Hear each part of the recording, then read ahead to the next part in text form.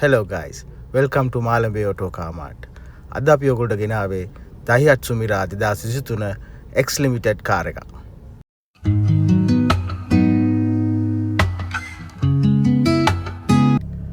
Safety brake, xenon lights වගේම සිත අද ගන්නා සුළු black interior එකකින් සමන්විත මේ වාහනයට Android player එකක් වගේම original reverse camera එකකිනුත් සමන්විතයි. Parking sensors, auto brake, idle stop වගේම auto light වලින් සමන්විත මේ වාහනේ තාමත් කිලෝමීටර 4200ක් වගේ තමයි දුවලා තියෙන්නේ.